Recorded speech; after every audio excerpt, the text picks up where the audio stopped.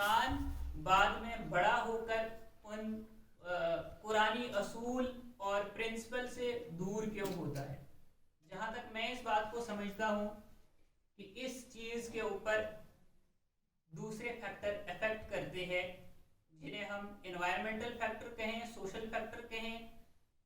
وہ چیزیں افیکٹ کرتی ہیں ان چیزوں کے افیکٹ کرنے سے جو برین کے اندر وہ سیل موجود تھے جن میں فطرتاً ہم مومن تھے، وہ آہستہ آہستہ آہستہ آہستہ آہستہ آہستہ کمزور ہوتے جا رہے ہیں. کیوں کمزور ہوتے جا رہے ہیں وہ بات بھی ہم کریں گے، کیونکہ ہم اکثر قرآن کریم کے دروس میں یہ سنتے ہیں کہ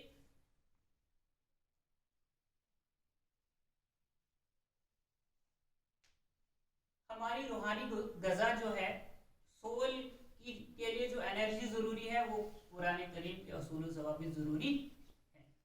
اس چیز کو ہم سمجھنے کی کوشش کریں. جو میں نے کہا آپ کو، سب کانشیس مائنڈ جو ہمارا ہے، جس کے اندر اللہ تعالیٰ نے وہ چیزیں ایمبیڈڈ پہلے سے ہی موجود رکھی ہیں. پھر میں نے کہا کہ انوائرمنٹل فیکٹر یا سوشل فیکٹر اس کو ڈسٹرائے کرتے ہیں. کیسے؟ مثال کے طور پر کوئی انسان ہندو کے گھر میں پیدا ہوا، کوئی انسان ایسے گھرانے میں پیدا ہوا جن کا کوئی مذہب نہیں ہے، تو کیا اس بچے کو وہ فوڈ، وہ انرجی ملے گی؟ قرآنی غذا اسے ملے گی؟ نہیں ملے گی. اگر نہیں ملے گی تو کیا ہوگا؟ آہستہ آہستہ آہستہ آہستہ اس کے اندر وہ سب کانشیس میں جو اللہ تعالیٰ نے موجود رکھے تھے وہ سیلز، جن سے وہ جانتا کہ اس کائنات کو پیدا کرنے والا کون ہے، وہ آہستہ آہستہ آہستہ آہستہ ویک ہوتے جا رہے ہیں. اور ایک ایسا وقت آتا ہے کہ اس کو پھر کوئی سمجھ نہیں آتی ہے. ہمیں اللہ تعالیٰ کا شکر کرنا چاہیے یہاں پہ کہ ہم ہمیشہ سنتے ہیں درسوں کے اندر کہ ہم نامی مسلمان ہیں، لیکن نامی مسلمان ہونا بھی ایک بہت بڑی نعمت ہے. وہ کیسے؟ اگر خدا نہ کرے ہم کسی ہندو کے گھر میں پیدا ہوتے تو کیا ہمیں جتنے اسلام کے بارے میں جو چیزیں موجود، جو چیزیں ہمیں پتہ ہے، کیا وہ چیزیں ہمیں پتہ ہوتی؟ نہیں. کیوں؟ ہم ہندو گھرانے میں پیدا ہوتے، وہ ہمارے سب کانشیس والے سیل ہماری گروتھ کے ساتھ ساتھ ختم ہوتے جاتے، اور پھر اگر ہمیں راہ راست پر آنا ہوتا تو ہمیں زیرو سے سٹارٹ کرنا ہوتا. ہمیں اپنے برین کے اندر وہ سیل جو ہیں دوبارہ سے ری جنریٹ کرنے ہوتے. لیکن ہم مسلم گھرانوں میں پیدا ہوتے ہیں، اگرچہ ہم کتنے ہی دور کیوں نہ چلے جائیں قرآن کریم کے احکامات سے، اللہ کے احکامات سے، لیکن پھر بھی کہیں نہ کہیں کوئی بات سننے سے ہمارے ذہن کے اندر وہ چیزیں ٹکراتی ہیں اور پھر سے وہ سیل ری جنریٹ ہوتے ہیں. تو ہمیں اللہ تعالیٰ کی قدرت پہ بھروسہ ہوتا. تو اس بات پہ بھی ہمیں شکر ادا کرنا چاہیے اللہ کا کہ ہمیں مسلمان گھرانوں میں پیدا کیا ہے. اب نبی صلی اللہ علیہ وسلم نے، صحابہ نے نبی صلی اللہ علیہ وسلم سے ایک بار کہا تھا کہ جب ہم آپ کے ساتھ ہوتے ہیں تو ہمیں ایمان کا جو درجہ ہے وہ بہت اونچا ہوتا ہے، لیکن جو ہم آپ سے دوری اختیار کرتے ہیں تو ایمان کا لیول بھی ڈکریز ہوتا ہے. وہ کیا وجہ تھی؟ کیونکہ جب وہ محمد صلی اللہ علیہ وسلم کے ساتھ ساتھ ہوا کرتے تھے تو وہ ہر وقت اللہ تعالیٰ کے احکامات سے کنیکٹڈ ہوتے تھے، لیکن جب وہ اپنی مصروفیات میں مصروف ہو جاتے تھے، اپنے کاموں میں مصروف ہو جاتے تھے، تو اللہ تعالیٰ کے احکامات سے تھوڑی تھوڑی ان کی دوری بڑھتی تھی، جس کی وجہ سے ان کے اس سب کانشیس مائنڈ کے اندر جو فطرت میں جو چیزیں ڈالی گئی ہیں وہ تھوڑی تھوڑی کمزور ہوتی جا رہی تھی. یہی وجہ ہے جب ہم مسجد کے اندر آتے ہیں یا جب کسی کا درس سنتے ہیں یا کوئی تقریر سنتے ہیں تو اچانک سے ہمارے اندر وہ جوش پیدا ہوتا ہے. وہ جوش کیا چیز ہے؟ وہ یہی فطرت کی وہ اس نیچر کے وہ سیلز ہمارے اندر موجود ہیں. جب قرآن کا احکام، قرآن کے احکام हमारे अंदर वो उनकी आदत हमें बन जाती है हमारे सेल्स को, तो वो ग्रो करना शुरू करते हैं।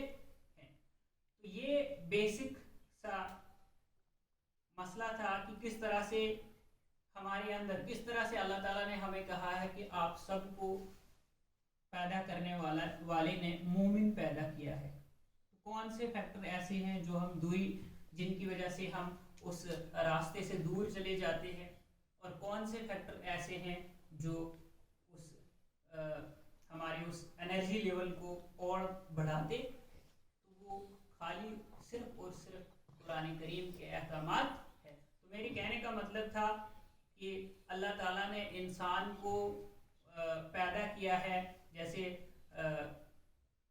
सूरह 3 में आया है कि हमने आपको पैदा किया, लक़द खलक़नल इंसान फी अहसनि तक़वीम, एक अच्छी शक्ल सूरत, एक अच्छी साख्त पे पैदा किया है। उसका मतलब क्या है कि हमने जो अल्लाह ताला ने हमें ज़िंदगी गुजारने के अहकामात दिए हैं, उन अहकामात के तर्ज अमल पे हमारी बॉडी को अल्लाह ताला ने बनाया है।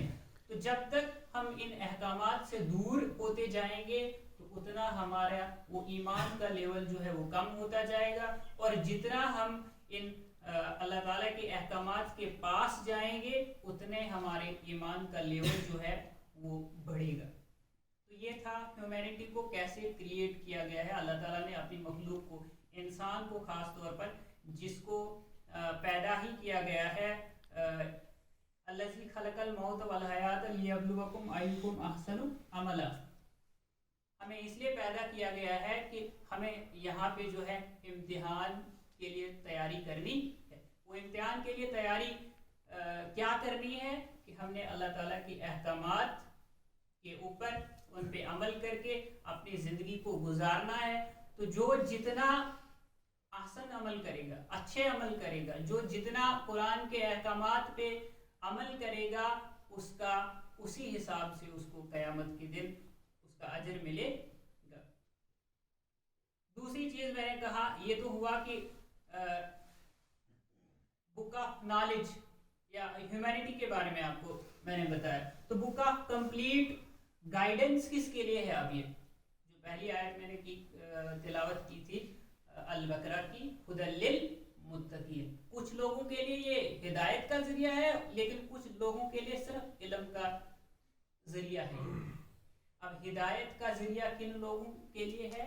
उन लोगों के लिए जो मुत्तकी हैं, जो परहेजगार हैं, जिनको अल्लाह ताला पर भरोसा है, यानी ईमान है, वही लोग मुत्तकी और परहेजगार हो सकते हैं। तो सबसे पहला बेसिक चीज़ जो है कि ये हिदायत किन के लिए है? ये मुत्तकियों के लिए है। मुत्तकी कौन लोग हैं? जो अल्लाह ताला पर ईमान लाते हैं। दूसरी चीज़, ये book of knowledge, complete book of knowledge किन लोगों के लिए है? कुरान करीम कंप्लीट बुक ऑफ नॉलेज मुसलमान के लिए भी हो सकती है, ईसाई के लिए भी हो सकती है, हिंदू के लिए भी हो सकती है, हर इंसान के लिए हो सकती है। अब कैसे? अगर हम ज़रा मॉडर्न फिलासफी के बारे में जानने की कोशिश करें, मुख्तलिफ फिलासफर्स या थिंकर आज तक दुनिया में आए, जैसे सोक्राट, प्लेटो, एरिस्टोटल, मिल्स, रूसो वगैरह, मुख्तलिफ अदवार में ये मुख्तलिफ लोग आए, और सभी जो थे वो वेस्टर्न थे, मगरबी, यानी जिनको हमसे पहले किताबें दी गई थी। उन लोगों ने मुख्तलिफ फिलासफीज दी दुनिया के बारे में कि ये दुनिया कैसे वजूद में आई, इस दुनिया का मकसद क्या है। पहले जो फिलासफर हुआ करते थे, यानी सुकरात या प्लेटो या एरिस्टोटल, वो किसी न किसी हद तक अल्लाह ताला को मानते थे कि कोई एनर्जी है, कोई ताकत है जिसने इस दुनिया को पैदा किया है, ये यूं ही नहीं बन गई है। लेकिन बाद में आजकल के मॉडर्न जो 19th सेंचुरी या 20th सेंचुरी या 21st सेंचुरी के फिलासफर हम देखेंगे, उनका टोटली कंसेप्ट ये है कि कोई गॉड नहीं है, कोई एनर्जी नहीं है, ये सारी चीज़ें जो आपको दिखती हैं बस यही है, खाली मटीरियलिस्टिक वर्ल्ड है, बाकी कुछ नहीं है।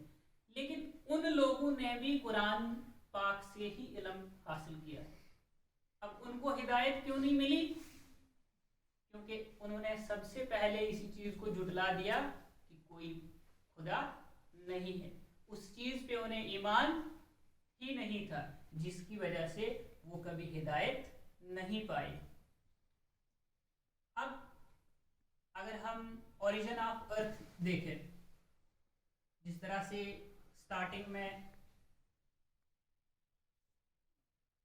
ٹولمی آیا تھا، اس نے ایک فلسفی دی کہ دنیا کیسے وجود میں آئی. اس نے یہ کہا کہ دنیا ایک گولا تھا، پہلے گیسز کا گولا تھا جسے ہم نیبولا کہتے ہیں. وہ اچانک سے پھوٹ پڑا، اس میں اتنی انرجی کریٹ ہوئی کہ وہ پھوٹ پڑا، اور جتنی بھی چیزیں یہ یونیورس میں ہمیں دکھائی دیتی ہیں یہ پھیلتی گئی پھیلتی گئی پھیلتی گئی. لیکن کچھ ٹائم کے بعد کوپرنیکس آیا. اس نے کہا ہاں میں یہ بات مانتا ہوں، اس بات سے ایگری ہوں کہ ٹولمی نے جو کہا تھا کہ یونیورس اسی طرح سے بنا ہے. لیکن ٹولمی نے ایک چیز کہی تھی کہ زمین سینٹر ہے پورے کائنات کا، لیکن یہ چیز غلط ہے. اگر زمین سینٹر ہے پورے کائنات کی تو دن اور رات کیسے بنتے ہیں؟ اگر زمین سینٹر ہے کائنات کی پھر تو ہمیشہ دن ہی ہونا چاہیے. اس کی تھیوری کو ریجیکٹ کیا گیا. اس نے کہا نہیں، سورج جو ہے وہ سینٹر آف یونیورس ہے. لیکن بعد میں کچھ ٹائم کے بعد ایک اور فلاسفر آیا، اس نے یہ کہا کہ نہیں، ارتھ تو یہ سن تو ہے سینٹر آف یونیورس، لیکن پچھلے والے نے کہا تھا کہ یہ مومنٹ کرتا ہے.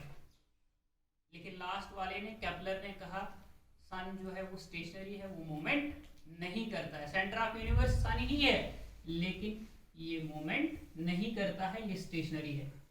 اب یہ تھے دنیاوی نظریات ان فلاسفرز کے جو وقت کے ساتھ ساتھ بدلتے گئے. جس چیز کا میں ذکر یہاں پہ کرنے جا رہا ہوں، ہو سکتا ہے آنے والے دنوں میں ایک اور تھیوری آئے گی اور یہ کہا جائے گا کہ سن بھی مومنٹ کرتا ہے. اور اس چیز کا ہمیں ذکر کہاں سے ملتا ہے؟ اس چیز کا ذکر ہمیں ملتا ہے قرآن کریم سے. قرآن کریم کے اندر صرف 2 آیات ایسی ہیں جن میں کمپلیٹ اوریجن آف یونیورس کیسے ہوا. یہ ٹھیک بات ہے کہ قرآن کریم بھی اس چیز کی تصدیق دیتا ہے کہ بالکل جب زمین اور آسمان نہیں بنے تھے اس سے پہلے یہ گیسز کا ایک ٹکڑا تھا، اور یہ السما آسمان جو ہے یا زمین یہ ملی ہوئی دونوں چیزیں تھیں. پھر اللہ تعالیٰ نے ان کو کہا کہ کن فیکون، ہو جاؤ، تو بس یہ ہو گئی. کیسے ہوئی؟ یہ دونوں آپس میں دوری اختیار کرنے لگے. سن ایک طرف مومنٹ کرنے لگا اور باقی جتنی بھی یونیورس کی چیزیں ہیں جو گیسیس فارم میں پہلے تھی وہ دوسری طرف مومنٹ کرنے لگی. اور سورہ انبیاء میں آیت نمبر 30 اور آیت نمبر 33 کو آپ دیکھیے گا، وہاں پہ کمپلیٹ یہ بات کہی گئی ہے کہ سورج اور چاند، آیت نمبر 33 میں کہا گیا ہے، 30 میں کہا گیا ہے کہ سورج اور چاند سب اپنے اپنے فلک میں تیر رہے ہیں. لیکن اس سے پہلے آیت نمبر 30 میں کہا گیا ہے کہ زمین اور آسمان باہم تھے، یعنی یہ ملے ہوئے تھے. پھر اللہ تعالیٰ کے حکم سے یہ دوری انہوں نے اختیار کی اور پھر ایکسپینڈ ہوتے گئے. وہاں پہ لفظ السما کا ذکر آیا ہے، اور السما کو مفسرین کرام وہاں پہ لیتے ہیں کہ یونیورس کے اندر جتنی بھی چیزیں ہیں ارتھ کے علاوہ وہ اسی سما میں آتی ہیں. تو یہ پھیلتی گئی پھیلتی گئی پھیلتی گئی. اور اس ٹولمی میں کی یا جو اس سے پہلے اس کے بعد کوپرنیکس آیا یا اس کے بعد جو فلاسفر آیا، انہوں نے بھی اس چیز کی تصدیق کہاں سے لی تھی؟ قرآن کریم سے ہی لی تھی. کیونکہ انسان کوئی ایسا شخص نہیں ہے کہ جس کے اوپر اللہ تعالیٰ کوئی چیز اب نازل کرے گا، کیونکہ وہ تو آخری نبی صلی اللہ علیہ وسلم تھے یا ان سے پہلے انبیاء کرام تھے جن کے اوپر ڈائریکٹ چیزیں نازل ہوا کرتی تھی. تو انسانوں نے علم جو ہے اللہ تعالیٰ کی یہ نازل کردہ کتابوں سے ہی حاصل کیا ہے. لیکن یہاں پہ ایک اور چیز، نئی چیز جو دیکھنے کو ملتی ہے وہ یہ ہے کہ آیت نمبر 30 میں کہا جاتا ہے کہ سورج اور چاند سب ایک ایک فلک میں تیر رہے ہیں. مطلب تیرنے کا مطلب مفسرین کرام لیتے ہیں کہ یہ مومنٹ کر رہے ہیں. اب یہاں سے بات یہ صاف ہوتی ہے کہ سورج بھی ہے وہ اپنی جگہ اسٹیشنری نہیں ہے. ہو سکتا ہے آنے والے زمانے میں سائنس ترقی کر لے اور ایک نئی تھیوری آ جائے یہ کہ سورج بھی مومنٹ کرتا ہے. تو یہ علم کی حد تک ہے. اب علم اس سے غیر مسلم بھی حاصل کر سکتا ہے, مسلمان بھی حاصل کر سکتا ہے. اس کے علاوہ میں پرسوں اپنے ہی ایگزام کے ریلیٹڈ پڑھ رہا تھا کہ یہ موسموں میں بدلاؤ کیسے آتا ہے, دن اور رات کیسے بنتے ہیں. تو اللہ تعالیٰ نے ایک ہی آیت کریمہ میں ایک لائن سورہ جاسیہ کی ہے, آیت نمبر 3 سے لے کر آیت نمبر 5 تک, چھوٹی چھوٹی 3 آیتیں ہیں, لیکن آیت نمبر 5 میں مکمل جیوگرافک وہ سچویشن بتائی گئی ہے کہ کس طرح سے بارشیں ہوا کرتی ہیں, ہوائیں کس طرح سے بارشوں کو بنانے میں مدد کرتی ہیں, ہوائیں کس سمت چلتی ہیں اور کس سمت ہوائیں جو ہم جموں میں گرمیوں کے موسم میں ہوتے ہیں تو وہاں پہ جون جولائی یا مئی میں ایک گرم قسم کی ہوا آتی ہے جسے ہم لو کہتے ہیں.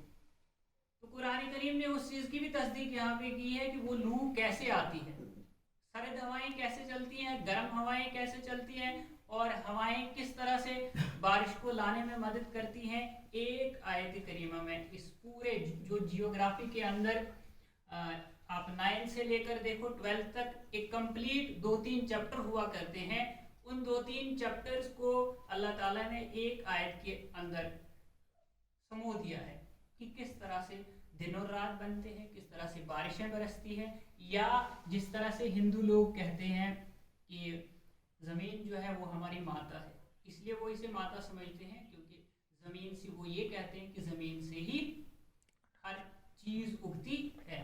لیکن اللہ تعالیٰ اسی سورہ جاسیہ کی آیت نمبر 5 میں فرماتے ہیں, آیت نمبر 4 میں فرماتے ہیں کہ ہم نے کیا کیا, ہم نے پانی برسایا جس کی وجہ سے پوری زمین کے اندر جتنی بھی چیزیں ہیں وہ اگتی ہیں. اور سائنس بھی یہ مانتی ہے اس بات کو کہ اگر ارتھ پہ واٹر نہ ہو تو لائف جو ہے وہ امپاسبل ہے, ناممکن ہے. تو یہ تھا علمی نظریے کے حوالے سے کہ علم ہم قرآن کریم سے کیا کیا حاصل کر سکتے ہیں. تو جتنے بھی علوم آج تک دنیا میں آئے ہیں یا جتنے آئیں گے وہ سارے علوم قرآن کریم کے اندر موجود ہیں. اب ان علوم سے غیر بھی فائدہ اٹھا سکتے ہیں اور ہم بھی فائدہ اٹھا سکتے ہیں, لیکن ہمیں کیا فائدہ ہے اور غیروں کو کیا فائدہ ہے. غیروں کو خالی نالج ملے گا, لیکن ہم جو مسلمان ہیں ہمیں پہلے ہی قرآن کریم کے اوپر یقین ہے, ایمان ہے. تو یہ چیزیں قرآن کریم میں کہ زمین آسمان کیسے بنے, بارشیں کیسے نازل ہوئی یا ارتھ کیسے بنی, ان چیزوں سے ہمارا ایمان تازہ تو ہوگا, وہ گرو تو کرے گا, لیکن ہمارے لیے قرآن کریم کے اندر ان نشانیوں کے علاوہ جو چیزیں ہیں وہ ہمارے لیے فائدہ مند ہیں, جنہیں ہم کہتے ہیں گائیڈنس, وہ احکام ہیں. یہ چیزیں تو ان لوگوں کے لیے ہیں, یہ چیزیں اللہ تعالیٰ نے اس لیے نازل کی کیونکہ مکہ کے اندر جب لوگ یا مدینہ کے اندر جب لوگ اللہ تعالیٰ کی اس قدرت پہ یقین نہیں کرتے تھے تو اللہ تعالیٰ یہ نشانیاں نازل کرتے تھے کہ زمین پر رہنے والے ان لوگوں کو اے نبی صلی اللہ علیہ وسلم آپ یہ نشانیاں دکھا دو, کہ تاکہ کہیں نہ کہیں ان کے دلوں کے اندر یا ان کے دماغ میں یہ چیز دستک دے, یہ چیز کھٹکھٹائے, انہی نشانوں کے ذریعے کہیں وہ ایمان لے آئیں. لیکن مومنوں کے لیے ان نشانیوں سے ہٹ کر چیز ہے جو سمجھنے کی چیز ہے, جس پر ہمیں عمل کرنے کی ضرورت ہے, وہ ہے اللہ تعالیٰ کے احکامات. اور ان احکامات سے ہمیں کیا فائدہ ہوگا وہ بھی چیزیں آگے رکھیں گے. 2 چیزیں میں نے کہی کہ کمپلیٹ بک آف نالج ہے اور گائیڈنس ہے فار متقیوں کے لیے. اور تیسری چیز جو القدر میں نے لفظ پہلے بتایا تھا کہ سورہ قدر میں آیا ہے لفظ القدر، اس کا مطلب کیا ہے؟ اس کا مطلب ہے تقدیر. تو کس طرح سے یہ تقدیر لوگوں کی بدلتی ہے قرآن کریم. تو اگر مختصر سے میں یہ کہوں کہ جو میں نے پہلے بات کہی تھی کہ انسان کو ایک فطرت کے اوپر پیدا کیا گیا ہے، اگر وہ انسان قرآن کریم کے تمام پہلوؤں کو، ان احکامات کو ان پہ عمل کرتا ہے تو اس کی تقدیر جو ہے وہ بدل سکتی ہے. لیلۃ القدر میں ہی اللہ تعالیٰ نے کہا ہے کہ اس دن یا اس رات کو تقدیر کے فیصلے ہوتے ہیں. اب تقدیر کے فیصلے کیسے ہوتے ہیں؟ جن لوگوں نے اللہ تعالیٰ کے ان احکامات کو اپنی زندگیوں میں عملایا ہے تو ان کی تقدیر بدل جاتی ہے. اگر وہ پہلے اللہ تعالیٰ کے ان احکامات سے بھٹکے ہوئے تھے تو اس دن اگر وہ اللہ تعالیٰ کے احکامات پر عمل پیرا ہو رہے ہیں تو ان کی تقدیر بدل دی جاتی ہے. یہ تقدیر کا بدلنا مطلب وہ فیلئر سے اب پاس کیٹیگری میں آئے ہیں، وہ پاس ہو گئے ہیں. تو یہ 3 کیٹیگریز تھی کہ بک آف نالج قرآن کن کے لیے ہے، بک آف گائیڈنس کن کے لیے ہے، اور یہ تقدیر کو کیسے بدلتی ہے. لیکن اب ہمیں جن لوگوں کو ایمان ہے اللہ تعالیٰ کے اوپر، ان لوگوں نے اس قرآن کریم سے کیا چیزیں حاصل کرنی ہیں جن کی وجہ سے ان کی زندگیوں میں بدلاؤ آئے گا. کیونکہ ہم نے ایمان لایا ہے اللہ تعالیٰ پر، تو اگر ہم اللہ تعالیٰ کی ان احکامات کو سمجھنے کی کوشش کریں، ان پہ غور و فکر کرنے کی کوشش کریں، ان پہ تدبر کریں اور پھر ان کو اپنی زندگیوں میں عملائیں، تو تب جا کر ہمارے لیے یہ بک آف گائیڈنس ہوگی.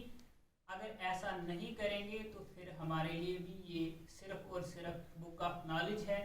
ہمیں زیادہ سے زیادہ نالج بڑھے گا لیکن ہم اس سے ایجوکیٹ نہیں ہوں گے. نالج اور ایجوکیشن میں بنیادی فرق یہ ہے کہ نالج کہتے ہیں علم کو، لیکن جب آپ ایجوکیٹ ہو جاتے ہو، ایجوکیٹ ہم اس بندے کو کہتے ہیں جو اپنے اندر اپنے بیہیویئر کو چینج کرتا ہے. تو علم ہر کسی کے اندر موجود ہو سکتا ہے، لیکن جس عالم نے اپنے آپ کو بدل دیا اسے ہم ایجوکیٹ کہتے ہیں. تو ہم ایجوکیٹ تب ہو سکتے ہیں جب ہم ان قرآنی احکامات کو سمجھ کر غور و فکر کر کے ان پر عمل کرنے کی کوشش کریں. مختلف دروس ہر طرف ہم سنتے رہتے ہیں، یوٹیوب سے، فیس بک پہ یا گوگل سے، جہاں بھی ہم سرچ کریں ہمیں علم ہی علم ملتا ہے. لیکن ایک چیز ہوتا ہے کہ انگلش میں ایک پروورب ہے کہ اگر آپ کسی کو کچھ کہو گے تو ہو سکتا ہے وہ بول جائے گا، لیکن اگر آپ کسی کو اس کام میں شریک کراؤ گے، شرکت کراؤ گے، تو وہ چیز وہ کبھی نہیں بول پائے گا. تو ہم کہیں سے بھی سن سکتے ہیں لیکن سننے سے وہ اثر نہیں ہوگا جو اثر ہمیں خود قرآن کا علم حاصل کرنے سے ہوگا. اور قرآن کا علم حاصل کرنے سے پہلے سب سے پہلے انسان کی یہ نیت ہونی چاہیے کہ میں نے جو یہ علم حاصل کرنا ہے وہ اپنی ہدایت کے لیے حاصل کرنا ہے، نہ کہ خالی علم حاصل کرنے کے لیے حاصل کرنا ہے. تو اللہ تعالیٰ ہم سب کو قرآن پاک کی ہدایت عطا کرے، قرآن پاک کے جو احکامات ہیں ان پہ عمل پیرا ہونے کی توفیق دے.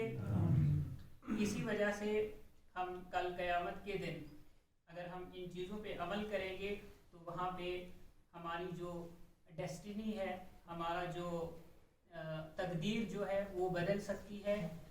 اگر ایسا نہ ہو تو پھر ہم صرف وہی بک آف نالج ہمارے لیے یہ ہوگی، تو وہاں پہ اس چیز کا کوئی فائدہ نہیں ہوگا.